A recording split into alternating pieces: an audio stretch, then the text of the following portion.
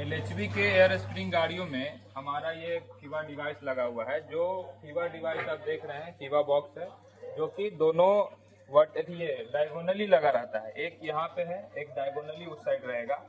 और इसमें आपका ये इसलिए दिया हुआ है कि इन केस अगर हमारा एयर स्प्रिंग में कोई फॉल्ट आता है या फिर ब्रश कर जाता है एयर स्प्रिंग में, उसके पाइपलाइन डैमेज हो जाता है, तो उस केस में हमारा गाड़ी में ब्रेक एप्लीकेशन करे। तो उसके लिए ये है कि हमारा मान लेते हैं कि इन रूट में ये बेलो फट गया या फिर पाइपलाइन में गिर गया, कभी कभी माल फंक्शनिंग भी करता है। तो उस केस में हम सबसे पहले आइडेंटिफाई करेंगे कि किस कोच में ये हमारा माल फंक्शनिंग या फिर जो भी फीवा एक्टिव हुआ है, उसको सबसे इजी तरीका है कि ये पहले तो हम हिसिंग साउंड जो ये आप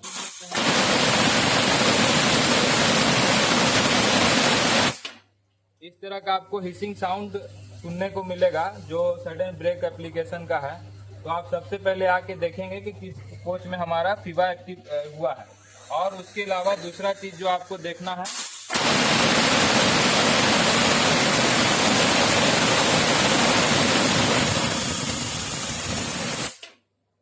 ये इंडिकेटर देखे आपने अभी कि ये रेड हो जाएगा तो फीवा हमारा किस कोच में एक्टिव है। एक तो पहला चीज की हिसिंग साउंड से सुनना है, दूसरा हम इस इंडिकेटर को देखेंगे कि रेड है कि नहीं। अगर मान लेते हैं हिसिंग साउंड आ रहा है और ये ग्रीन है, तो वो फीवा एक्टिव नहीं है। इसके अलावा हमारा एक यहाँ आप देख सकते हैं एफएचडीएस के लिए सोलेनॉइड वाल्व लगा हुआ है, जो इन केस अगर हमारे कोच में फायर लगती है तो ये भी सडन ब्रेक एप्लीकेशन करता है। तो इस केस में भी आपको हिसिंग साउंड मिलेगा। बंद कर दिया गया।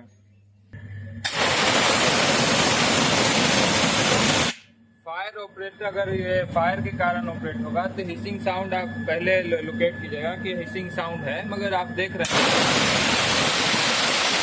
इसमें आपका इंडिकेटर जो है ये ग्रीन है। तो हमारा डिफरेंस सबसे पहले जानने के लिए यही तरीका है कि फीवा एक्टिव हुआ है कि एफएचडीएस हुआ है।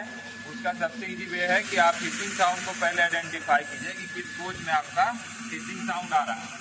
उसके बाद आप वहाँ उस कोच पे पहुँचिए और देखिए कि अगर ये आपका इंडिकेटर रेड है तो इसका मतलब है हमारा फीवा एक्टिव हुआ है। अगर ये हमारा इंडिकेटर ग्रीन है तो ये हमारा एफएचडीएस के कारण हुआ है। एफएचडीएस को आइसोलेट करने के लिए सिंपल तरीका है, ये आप इसको आपको इस डायरेक्शन में हॉरिजॉन्टल डायरेक्शन में कर देना।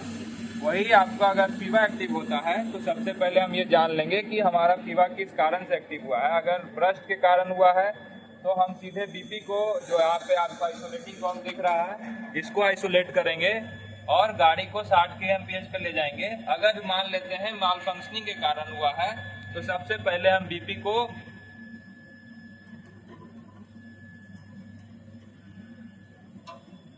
इस डायरेक्शन में करेंगे जिससे हमारा बीपी गिरना बंद हो जाएगा। उसके बाद हम यहाँ पे इसको हॉरिजॉन्टल डायरेक्शन में करेंगे और उसके बाद फिर से बीपी को नॉर्मल कर देंगे और फीवा को हम अपना गाड़ी को हम अपने नॉर्मल स्पीड पे लाएंगे।